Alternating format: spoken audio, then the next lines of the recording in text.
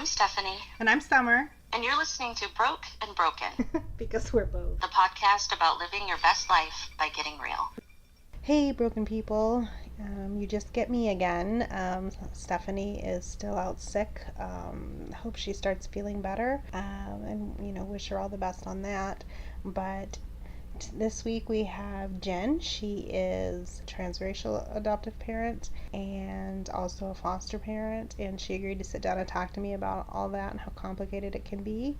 I originally met Jen online about 15-ish years ago, back before what we have as social media today, when it was actually message boards, and I went there looking for information about adoption because we were starting the process to foster and adopt, and I actually learned a lot about transracial adoption from her, which was not something that at the time I anticipated even being involved in, but I found it really interesting because she worked so hard to educate other white parents who were seeking to adopt transracially about the importance of having a good understanding of what they were getting into and prioritizing the needs of the child, much to the chagrin of some of these people who wanted to pretend and that they don't see color and ignore it as if it's not going to matter to their child.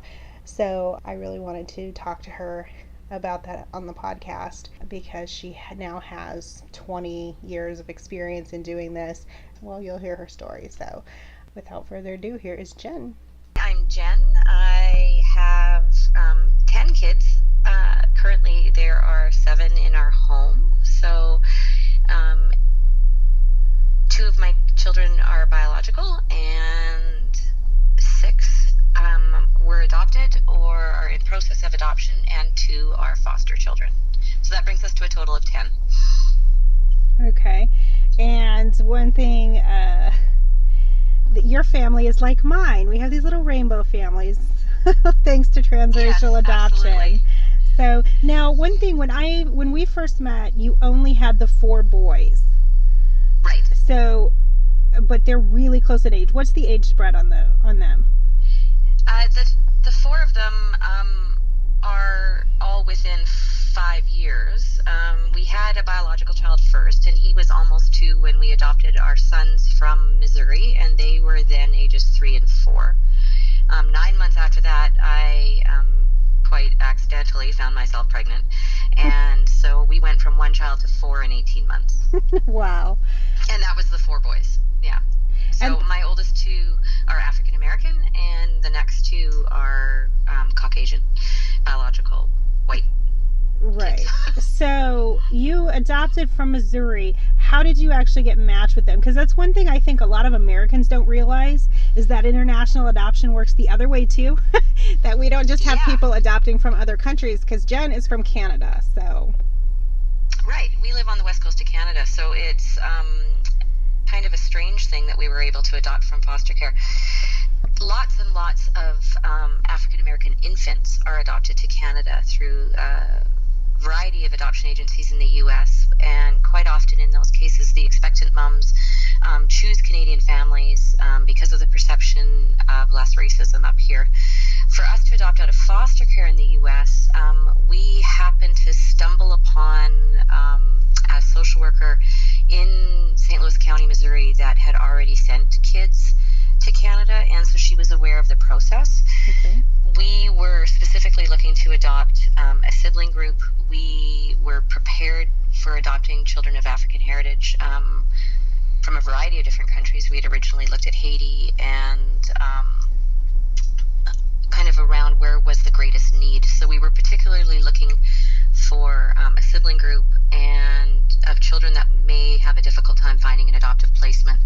So when we talked to the social worker in St. Louis, she was ecstatic that we were willing to be considered for boys over the age of 2 and siblings that were also Black, because they had a difficult time recruiting families. Right. They get hard to place. Is that also why you specifically were looking for a sibling group, because it's more difficult to place them?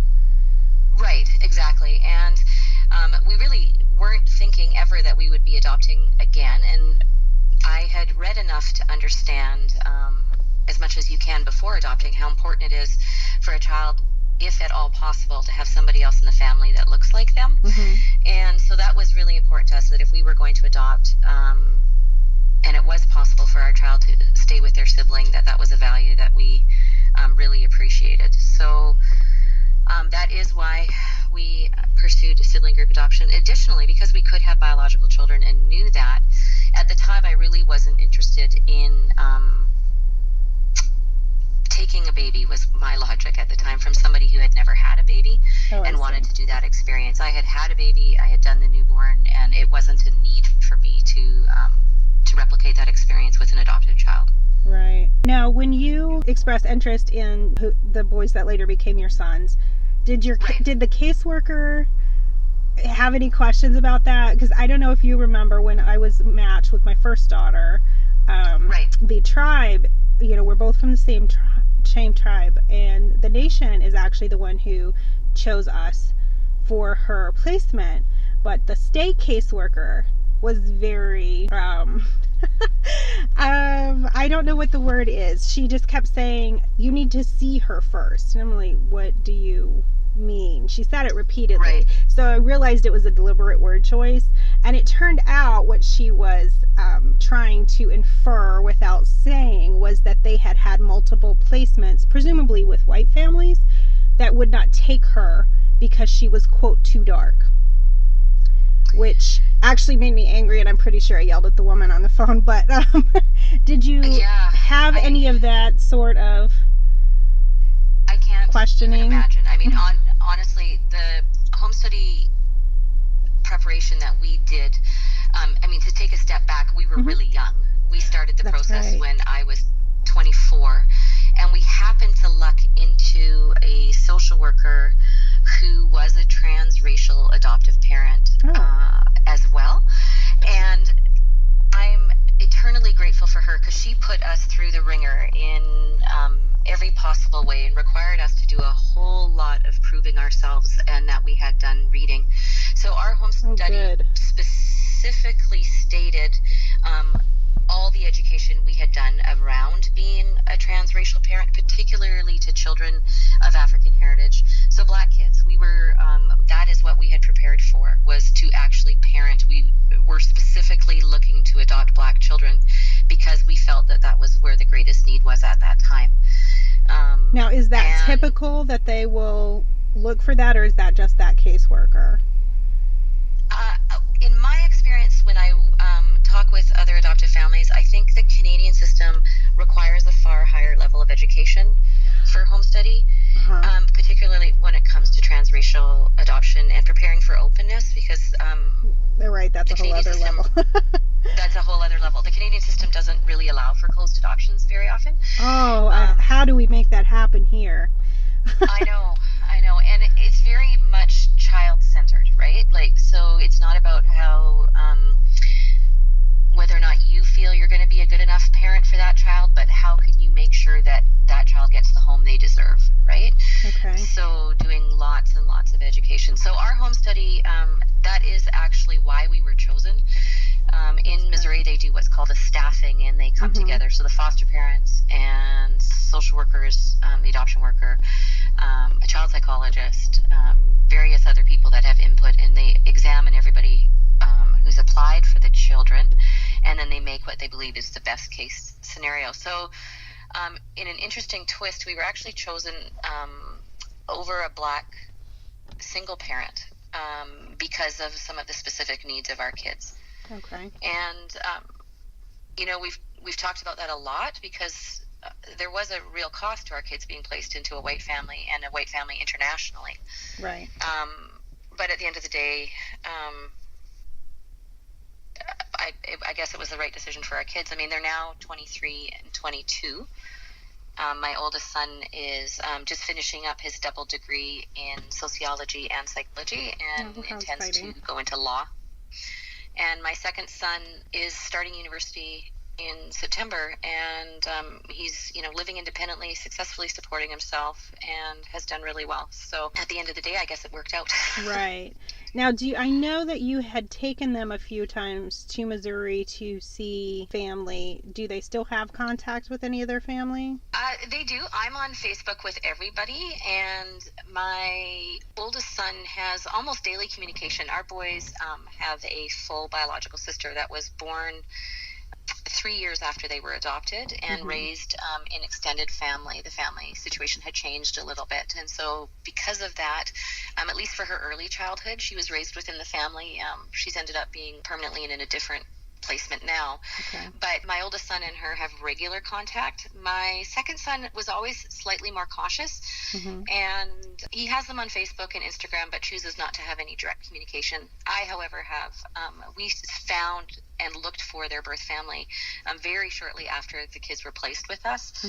And that was before the days of Facebook. You think that was the late 1900s, early 2000s. And so it was kind of a interesting venture trying to find people from Western Canada when they were in Missouri, and but we did it and established a relationship with them. So I have a positive, very positive relationship with them, and we are now 19 years after adoption. So right, that's good, because our system here, as you know, is very different. We not only is openness not an expectation, they put many roadblocks in place to make sure that doesn't happen. There is absolutely no education requirement or anything as far as transracial adoption. They pretend that is not an issue here, which can be quite detrimental to the children. Because it permeates every single day of your life. The reality is that if we don't see color, we're denying for our kids the capacity to parent them the best that we can, because for our kids, they will experience life as a racialized person every single day. And if we don't have the skills to help them walk that, we fail them. So I'm very, very thankful for that. In terms of openness, I mean, my older boys had experienced pretty horrific levels of abuse and mental health issues with their biological parents. And if anybody had excuses to not want openness, it probably was us. However, what it took for me, and thankfully I had done enough reading and talking and reading blogs and speaking with adult adoptees, was him looking at me at the age of 4 and saying, I don't think I was ever a baby. Aww. And he had no proof that he ever had been a baby, right? Oh, I remember that. No pictures. Yeah, we don't either for either of my girls. Right. And because of that, that was my initial motivation. It wasn't about making things easier for his birth mom. It wasn't about making things easier for me. It was about making things better for my son. And as his birth mom and I established a relationship, and she did send us some pictures that she had, which weren't many, but she did send us some. And I realized that if contact with me and knowing that her boys were okay provided her some comfort, that she could then heal to the point where she could become somebody that they could be proud of one day, then it was worth every effort. And there were ups and downs, absolutely. But we were able to establish a relationship of mutual respect.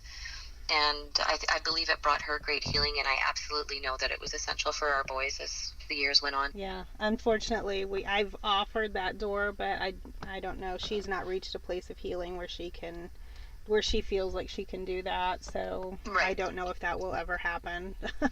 And I went many years of contacting my boy's biological father, who never responded. Not for many years. He finally did, and we did establish a strong relationship at that point. But for me, it was about being able to look my kids in the eye and said, I see that this is your need, I've tried. Versus, I'm sorry, that's too uncomfortable, or we'll wait, or whatever. They needed it when they were kids and adolescents. And as they went through the identity seeking and all the upheaval that goes with being kids with trauma and attachment breaks and adolescence and all the things that brings out. And anybody who's walked that journey knows exactly what I'm talking about. I think if we hadn't have had that kind of strong, honest relationship from the beginning, we may not have survived as a family. But my kids knew that I loved them enough to also love and support their biological family and their need to understand their connection to them. Right. And one thing that I tell people when I talk about adoption that usually gets me strange reactions is that all adoption is born out of loss. Would Absolutely. you agree Yeah, with that? I do. People often make comments to us that, oh, your kids are so lucky. Mm-hmm. They're lucky to have you. And, my kids do live a really wonderful life. However, at the same time, every single one of my children has experienced more loss than most of us have ever experienced in a lifetime. They've lost the connection to their biological parents. They've lost connections to growing up with biological siblings. They've lost the ability to believe that the world is a safe place and awful things don't happen. They've lost their nation of birth for some of my kids. Those are enormous losses that most people don't understand. So yes, we are blessed to be together, and we do have a family that's full of love, and we do lots of fun things together. But that we were joined together out of loss and huge trauma that has lifelong impacts. Yes. My job, my responsibility as an adoptive parent is to mitigate those losses, but you certainly can't erase them. And to consider them in how you deal with the children too. That's the big issue that I'm having with my family right now. Is one of my children has extensive trauma, and you can't deal with her and communicate with her or attempt to guide or discipline her in the same way that you can a child who has no trauma background. It's Absolutely. simply not going to work. Yeah. And, when I talk with other families, I often try and emphasize relationship over rules. Yes. And meeting our kids where they're at and understanding that their brains have been altered permanently because of trauma, and that need to protect themselves is always going to supersede their willingness to trust us because of their previous trauma.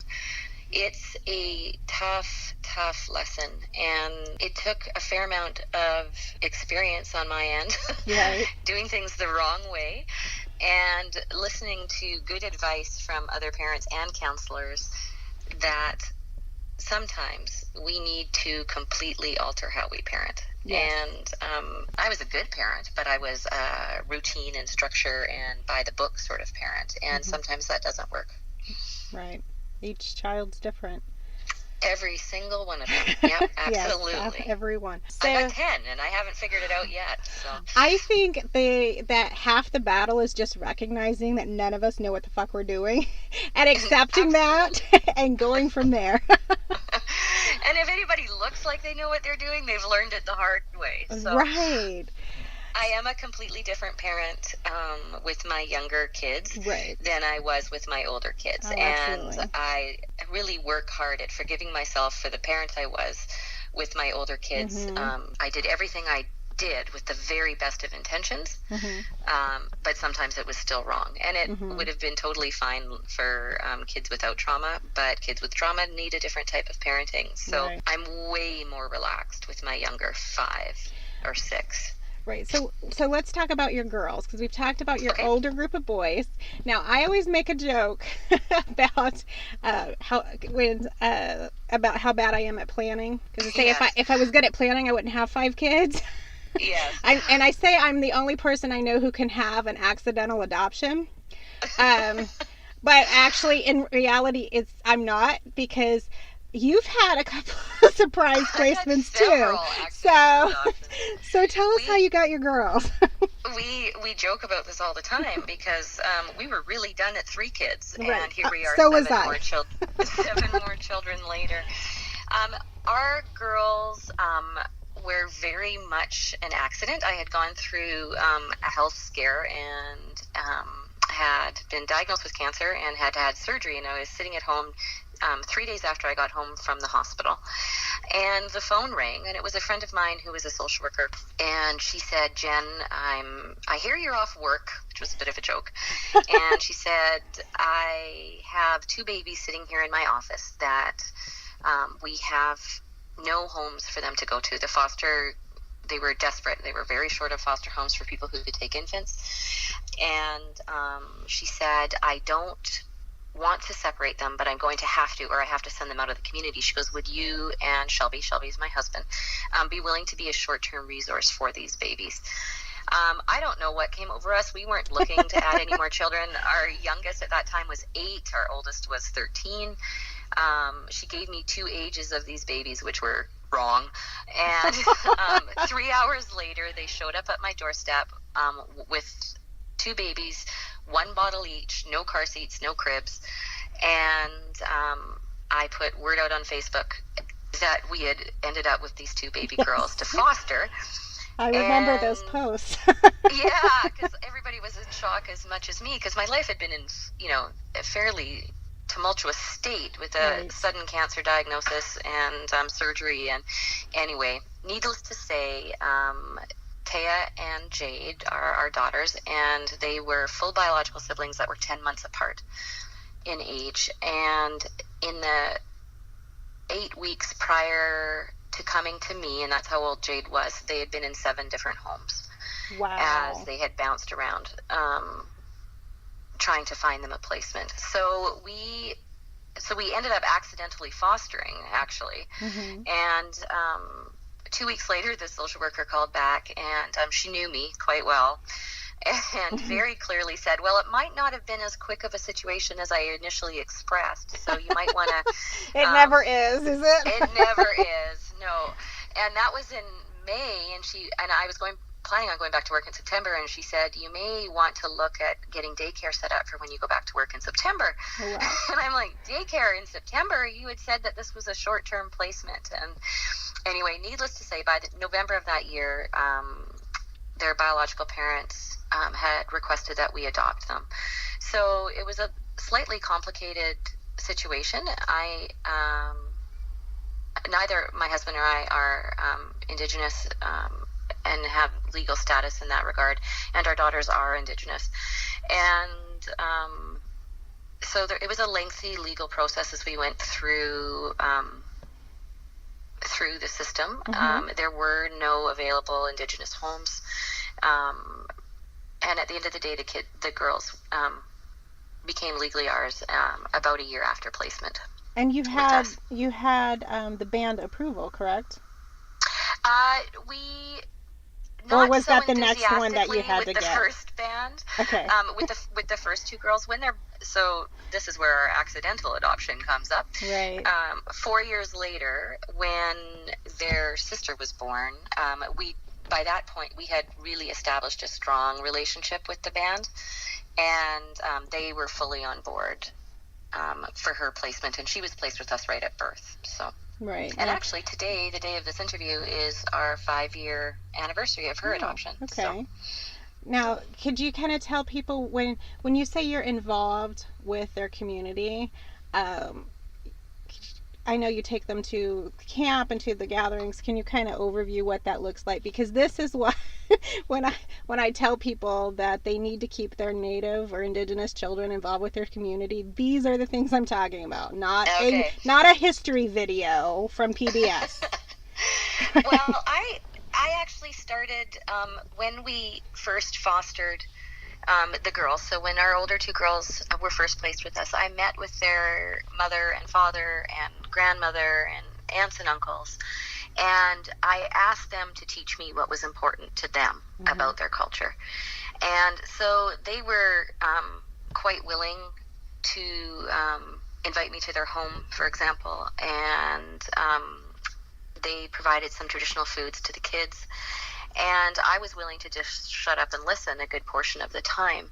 I also enrolled in university at our local college, that they were having a language class in my girls' traditional language, which is Chilcotin. And I was able to take a beginner language class. I was the only non-Indigenous person in the class. I was the only one who didn't have native speakers at home. And I just kind of put myself out there. I wanted to learn. I wanted to learn at least the basics so that we could talk to the girls at home. And because I was willing, I really was taken under wing by the instructor and some other of women in the class who were willing to help support me learning protocols and some of the language with the kiddos.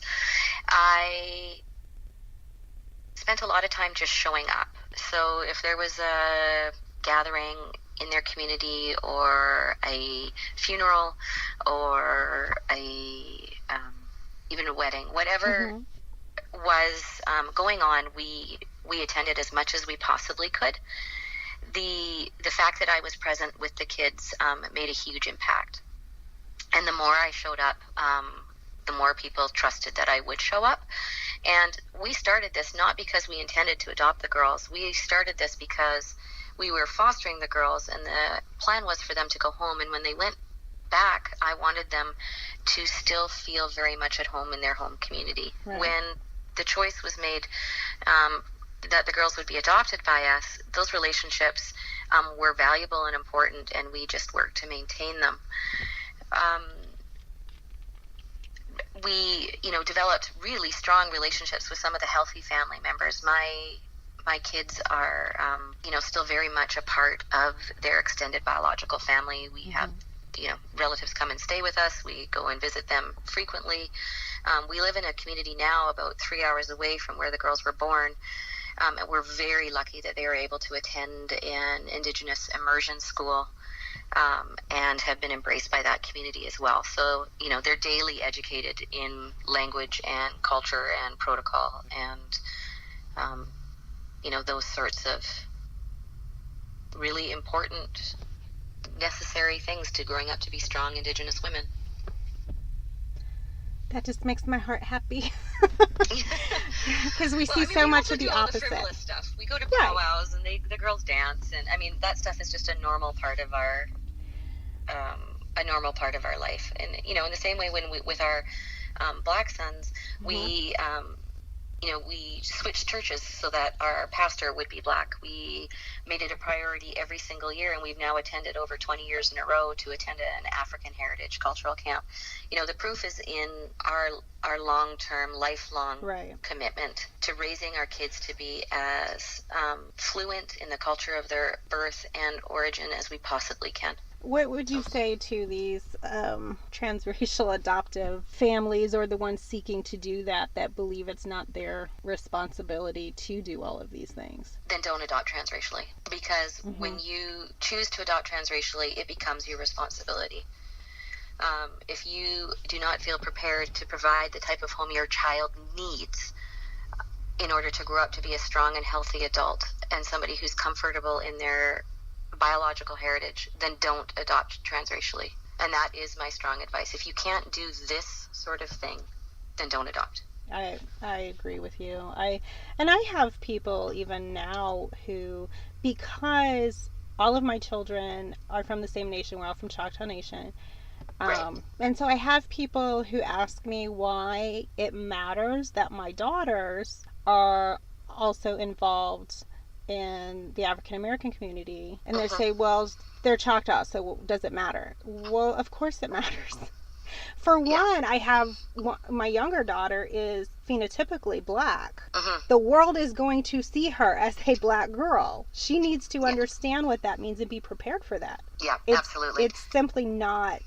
I feel like it's abusive for parents to try to do this, pretend this isn't an issue, and not prepare their children. Yeah. It is emotionally abusive. I mean, that is my perspective as well. Like, you can't do any reading. You can't immerse yourself in any circle and not find adult adoptees who were denied this experience and have found it to be an ongoing trauma, a trauma that is worse than the trauma that happened before they were adopted. Right. So for me, I was entrusted with these children, but I was entrusted with them to parent them completely. And part of that is, of course, their racial heritage. Their experience is very diverse. Like, I look at my children, my First Nations or Indigenous kids, who are very, very comfortable within black circles as well, because they have black siblings and Nigerian extended family, and they move quite fluently into those circles as well.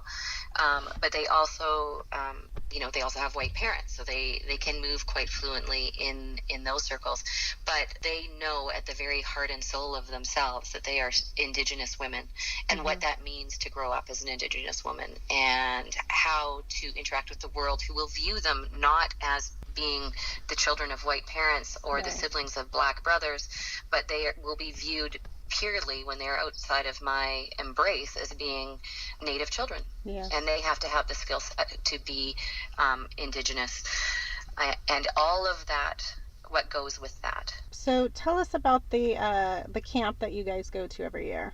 Well, we go to a couple, but I'm the assuming one you're that's for talking the about transracial adoptive families. The Harambe group. Okay, yeah. I had no idea how to say it, so. The Harambe Cultural Society was started about 25 years ago on the west coast of Canada to support families who, at the time, it was just specifically geared to supporting families who were adopting children of African heritage from anywhere in the world. So Haitian children, or African children from the African continent, or Black American children.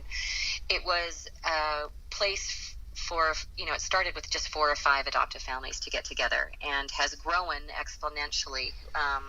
The last several years, we've had more than 500 people attend the camp, and it's a week-long family camp where families the only requirement really to attend is that you have a child in your home that's of African heritage. So you can be a biological family with black kids. You can be biracial family. There's lots of different families that come. Most of the families have some connection to adoption, but we have a couple of black families that come to camp that have white and Indigenous adopted children as well. So it's a different makeup, but it has been without a doubt the most important week of our year for my children. And what's a surefire sign of that is my kids are now in their 20s. They're university students, they're working, and they still make it a priority to come to Harambe in the middle of the summer every year. Oh, that's amazing. So that shows me how important it was. Right. That's incredible. Yeah, it really is. They bring in teachers, psychologists to do classes. My son and I were able to lead a class this past summer talking about the racial development of white people and the racial development of black youth, and particularly how it's impacted when you're in a white home. And amazing that we can begin to do those sorts of things together. Yes, I was really wishing I could hear what he had to say on that, actually. Yeah, I know. It wasn't recorded, and I wish it would have been, but we are hoping to do it again, so hopefully it will be recorded in the future. Good. What are his basic thoughts on... I'm sure he gets questioned about this a lot, doesn't he? Yeah, he does. For him, what was a really interesting experience, and I have, my boys are full biological siblings. Mm-hmm. They had the same foster home, and they have completely different perspectives on almost everything. And they... So my oldest son, Greg, is very introspective and a deep thinker, and has always been exceptionally aware of race and racism, and what it meant for him to be a black man, and what it meant for him being a black man in a white family, and has spent a lot of time thinking about that. And it's reflective in the fact that he's choosing to get his degree in sociology as well, because that is something that appeals to him deeply. And when he left our home and community to go to university, he very consciously immersed himself into an all-black space. So he chose to, he dropped most of his white friends. He developed an all-black, an all-African predominantly peer group. He attended an all-black church. He did all of those things as part of his racial development, and it was for the very first time for him the reality that he was just Greg, and not Greg, the black adoptee in a white family, or Greg, the black hockey player, because he was often the only black hockey player in his space. And a very interesting impact on his racial development. So he says that he's still in the middle of, he hasn't reached the end of his racial development, which is pretty normal and age appropriate. But he's able to talk about his own experiences, and the things that no matter how hard I tried, I couldn't mitigate. We did our best, and he can see that we did try, and we tried Mm-hmm. very hard, but it certainly wasn't enough to erase what was his daily experience. Right.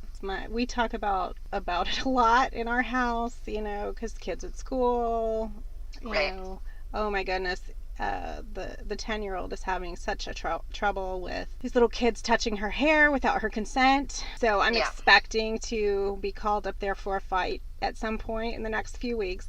Um, Yeah. um, but yeah, she was getting questioned pretty heavily last week about how can you be black and your brother is white, because my youngest son looks like his father, who is white. He's very fair skinned, he has blonde hair. Right. And yeah, so we have this conversation a lot about, because people think they should say whatever comes in their head to children. And Yeah. it's not just other children. Adults say wildly inappropriate things to our families all the time. All the time. And we really developed the skill set of saying wildly inappropriate things back. I do that, and I get criticized for that a lot. But I'm going to keep doing it.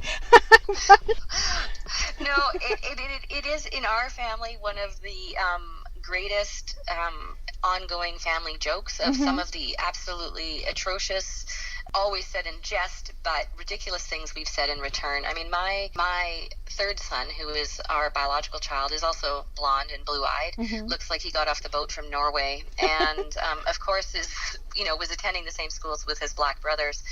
And people would question incessantly in high school, how is that your brother? Were you adopted? Were they adopted? Who's their birth mom? Didn't they want them? Etc. Etc.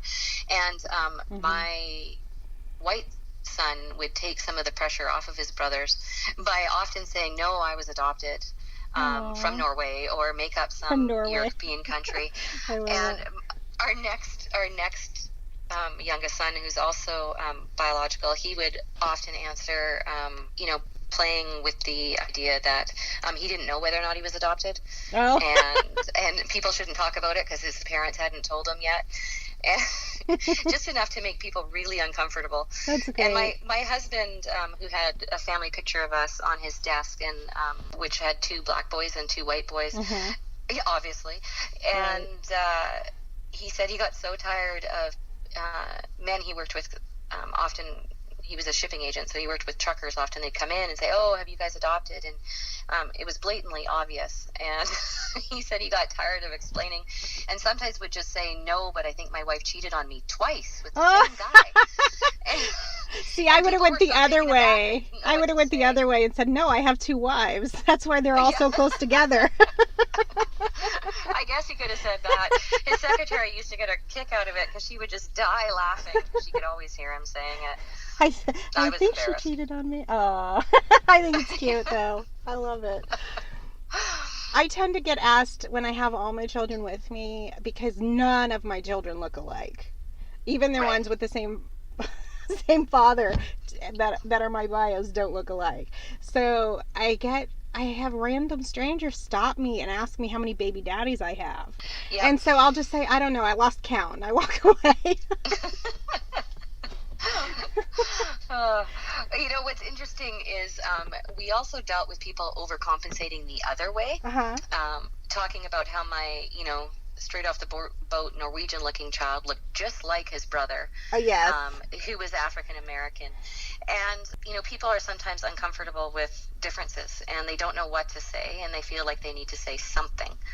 And that can be also awkward for kids to deal with. We dealt with a fair amount of fawning over the children, particularly the boys when they were little, like they were some sort of celebrity or a puppy on display. Right. And that was also quite difficult. My second son, his approach has always been much more private and not wanting to be noticed and not wanting to be identified as being different. And, he was very clear that he didn't want anybody to know he was adopted when people would ask. And, respecting your child's wishes during those times is so important, and protecting your kids from both positive and negative attention. Yes, I tell mine constantly, this is up to you. You don't have to, you don't owe anybody an explanation. You don't have to tell anybody.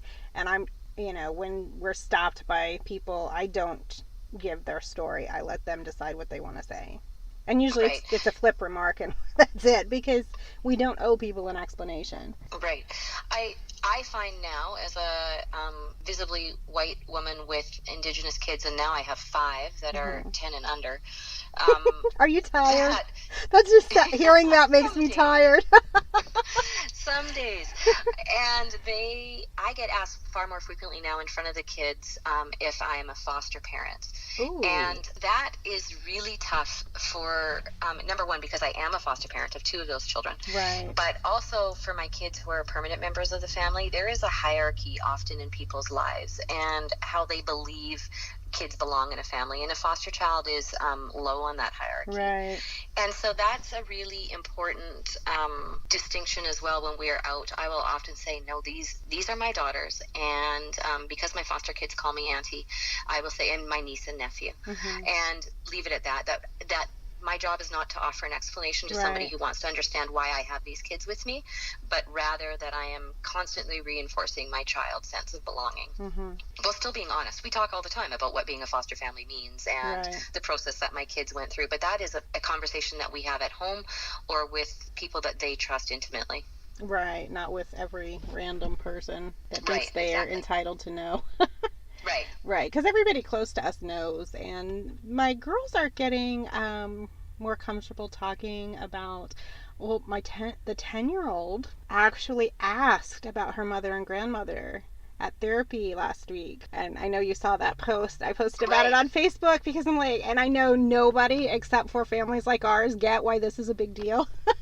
But it was Well, huge because she has spent 5 years that she moved into my home actively avoiding this topic. Like, would not, yeah. even when the therapist would try to talk to her about her family, she would shut it down and refuse. And for her to just we were talking about other things, and they had just gotten back from summer with the grandparents, and so we're talking about other things, and we kind of wrapped that up. And the therapist just asked, okay, does anybody have anything else they want to talk about? And she just kind of blurts it out. It's Like, amazing. I wow. really think there's something to the age as Mm-hmm. well. Like my daughter, for the very first time, who is also 10, Mm-hmm. um, we were driving, and it always seems to come up at weird times. And she said, Mom, I was just thinking that if my birth mom hadn't have wanted you, that I could have been adopted anywhere, and that means I could have a totally different life.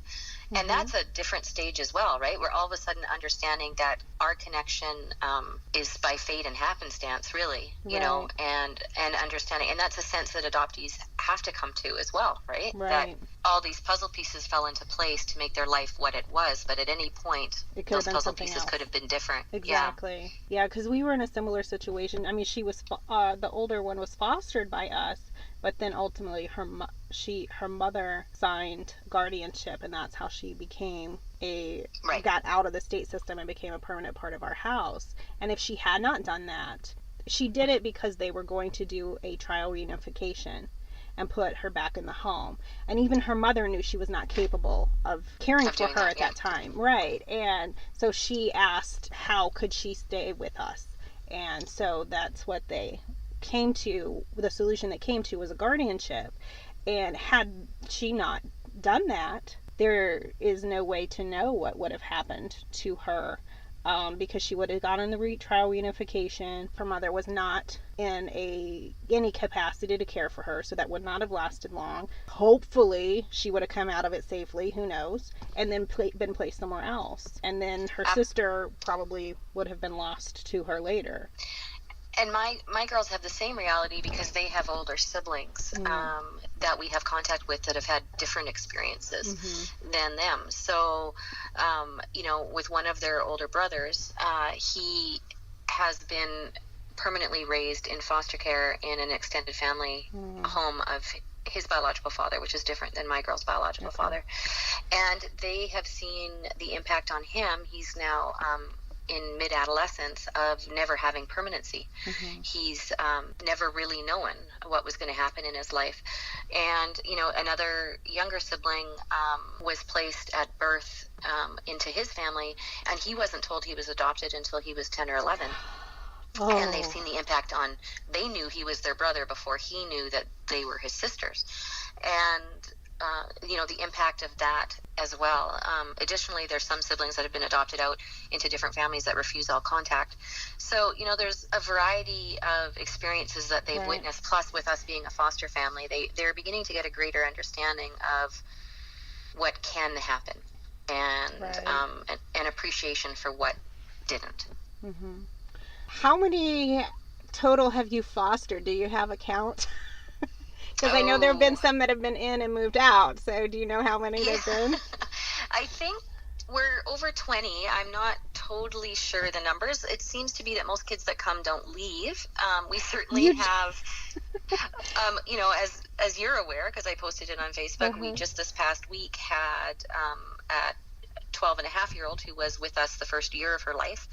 And she was with us for a week. And after this interview this morning, I'm going to pick up another former foster child, and her and I are going out for the day together. Aww. And so, we, once you're part of my family, you're always part of my family. So we've maintained contact with about 99% of the kids that we've had in our homes. Oh, that's amazing. I think that's so important for kids. Yeah, if it is at all possible, that is what I want. And I've dealt with some really complicated parents, really, really complicated parents, and we've still managed to work out positive communication and positive relationships. So, if at all possible, that is my goal. So, how many more are there going to be, Jen? Oh, dear Lord, I hope we're done. I've lost count at this point at how many times Jen has said no more, and more came in. What's funny is we finalized our adoption of our 14-year-old who joined us when he was 11. And if you would have ever asked me if I would have adopted a child in that age category, I would have never, ever believed it was possible. But at this point, we're full up here. They don't allow you normally to have more than 6 children in a home if you're fostering. And so we have a waiver in order to have 7, because our 2 foster kiddos are biological cousins of our daughters. And in order to keep them together, we were able to get a waiver. But for now, I sort of feel like our permanent family is done. 8 kids that are permanently ours are a lot of kids. Right. That is a lot. I've been parenting, I joked about it yesterday, as my youngest 5 started school. And this is the first fall for me in 22 years where I haven't had a child at home. And, there's different phases of people's lives. I'd be happy if I wasn't taking in more babies in this next phase. And I'm going to say that, and of course that means I'm going to get a call. Of course. And I've said no many times, and, we seem to perpetually say no and then still change our minds and end up adopting the kids. If a child is in our home and they end up needing us, they stay. I understand. You can't say no. I mean, that's how I accidentally got the last one was, we were doing sibling visits. She had been in a foster home for 6 months. I found out because I get in everybody's business. Mostly because what I do is I kind of keep track of their family, just in case they ever do want contact, and kind of know what's going on. It's a small town down there, because they have relocated down to because there was a complication when the second baby was born, and she moved down there near where I'm from and where my parents live. And so it's extremely small town. There's like 8 people. And so anytime somebody gets arrested or somebody gets into a fight or something, I get text messages from everybody, this is what happened with, whatever family member. So I, kind of know. So I found out kind of randomly that her grandmother, who she'd been living with, had gotten arrested. And the charge was domestic violence. So I knew that meant they would have taken her into care. Right. And so then my question was, so where is she? Because that was 6 months ago. So I called the nation, and they had not been informed. They had not been notified, which is contrary to federal law. And so, but they were able to track her down and find her in the home she was in. So we started doing sibling visits to keep the girls together, because they hadn't seen each other at this point in about 3 years. Because they had done visits before up through the time she was a toddler, but then when she went into the care of her grandmother, then they moved several hours away, and so we weren't able to visit anymore. So we started doing just sibling visits, thinking this was going to, that was what it was going to be. She was settled in this home, that would be fine. And then I guess, the reason the tribe hadn't been informed, according to the foster parents that she was living with at the time, they told me that the caseworker promised them an adoption and said that they would not notify the tribe until the child had been with them for after a child's been with you for a year, then you can file for de facto parenting status and right. and oppose any move of the child.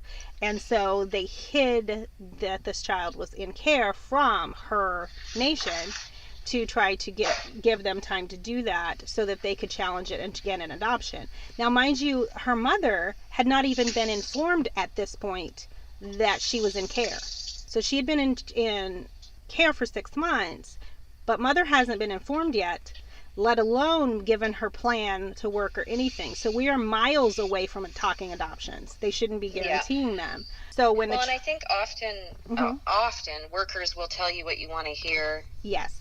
In order to get you to agree to a placement, right? Right. I mean, that's the reality. And I think that's what was happening. And because she had been in the shelter and they wanted her out of the shelter as quickly as possible. So in order to get them to agree to a placement, they didn't really want to foster. They wanted to just adopt. And so in order to get them to accept placement, they promised them this adoption.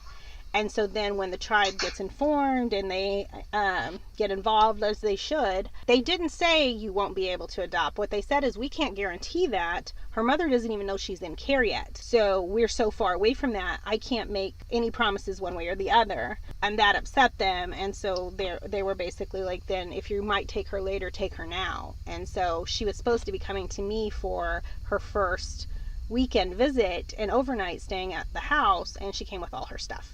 And she never left. So, yeah. Because her mother wasn't able to work her plan, and so eventually rights were terminated and she was adopted. So it's when we've made these decisions and we've talked about it, because even with our girls, if they're the girls, by the time that we were beginning to discuss permanency, had been with us 5 months, and I loved them as much as I had ever loved any child. But at that time, like we looked at each other and said, if there is a suitable same race placement, we would have supported that. Right. And with my foster kiddos now, they've been with us almost a year and a half, and we're having that same discussion, because now their attachment and their capacity to survive another trauma of loss becomes less and less, right? So we've been the strong voice advocating for these kids. If there is an in-family placement, if there is a viable placement for these kids, it needs to happen sooner rather than later. And if not, then we are going to fight to keep them, because at some point the child's needs supersede. The child's needs to be able to, attachment and withstanding more trauma becomes so significant. Right, and that's why... But it's a very difficult balance. It really is. And that's why I didn't ask to move her. When we first found her, because she had been there 6 months and she seemed to be doing fine. So I said, it's better to keep the connection and let her stay where she's at than cause another trauma of moving. Unfortunately, that decision was out of my hands ultimately, but and that's also why I try to express to people so much the importance of fostering, because a lot of our tribes have a waiting list of people willing to adopt, but they're reluctant to foster. Well, these children are in foster care for an extended period of time before they become ready to adopt. Well, at that point, it may or may not be okay. It may or may not be appropriate to move them, depending on the child's situation. And I need people to understand that and start fostering instead of just adopting. Yeah. Absolutely. And I mean, I get it. It is hard. It is gut wrenching. Rip your soul out. Think you might die from grief. Gut wrenching. But it is also worth it to have loved a child and been able to provide them stability and a sense of family, and celebrate that a family is being put back together at the end of the day. There is pain and loss in fostering, but there's also great love, and that's a significant part of it. And if you can't go into fostering with that understanding, then don't foster. And that's where we see the awful situations of foster parents fighting biological parents or extended family or bands, when they should be supporting and empowering the child moving forward. But it's It is emotionally difficult. Well, thank you, Jen, for talking to us. I really appreciate it. Thank you for having me. You can contact the podcast at brokebrokenpodcast@gmail.com. The Broken Broken Podcast can be found on Twitter at Broke Broken Show, on Instagram and Facebook at Broke Broken Podcast.